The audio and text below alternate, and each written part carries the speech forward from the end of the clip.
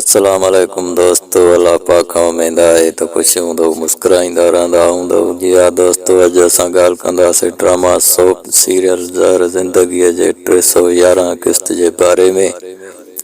त छा कमाल खान ऐं ओठे में इख़्तिलाफ़ थी वेंदा ऐं हाकिम खान कमाल खान जी मदद कंदो या न कंदो, ऐं पठाणी बेगम मरियम खे आज़ाद कंदी या न कंदी, या मरियम पठाणीअ सां सच ॻाल्हाईंदी या उनखे कूड़ हणी जान छॾाए वेंदी।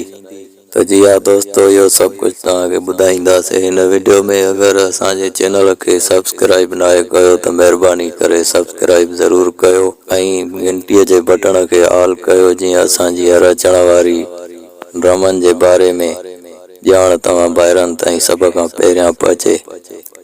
त जी हा दोस्तों, कयूं था शुरूआत ड्रामा सोप सीरियल ज़हर ज़िंदगीअ जे बारे में। या दोस्तों, ड्रामा सोप सीरियल ज़हर ज़िंदगीअ जे बारे में हाणे हाकिम खान कमाल खान खे जेको चयो आहे त ओठो तोखे बिलेखम करे ऐं तोखे ज़ालिम बणाए रहियो आहे, ओठे खां होशियार रहो। ऐं कमाल खान भी हिन किस्त में ओठे सां ॻाल्हाईंदो ऐं ओठो हुनखे सिर्फ़ जेड़ जा मशवरा ॾींदो, खून रेज़ीअ जा मशवरा ॾींदो ऐं कमाल खान भी समझी वेंदो त वाकई भी ओठो ई मुंहिंजो दुश्मन आहे, जेको मूंखे पंहिंजे ॻोठ खां, पंहिंजे सरदारीअ खां, पंहिंजे वॾेरप खां परे करे रहियो आहे ऐं मूंखे माराइण जी कोशिश करे रहियो आहे। पर फ़िलहाल ओठे खे कुझु न चवंदो, बाक़ी समझी वेंदो। ऐं उन खां अलावा मरियम जेका पठाणी ऐं हुनजे माउ जे कब्ज़े में आहे, मरियम खे भी तेसि ताईं आज़ाद न कयो वेंदो जेसि ताईं उहा सच न ॿुधाईंदी। अगरि सच ॿुधाईंदी त गफ़ार खान जॾहिं ईंदो त गफ़ार खान जे साम्हूं उनखे पेश कयो वेंदो।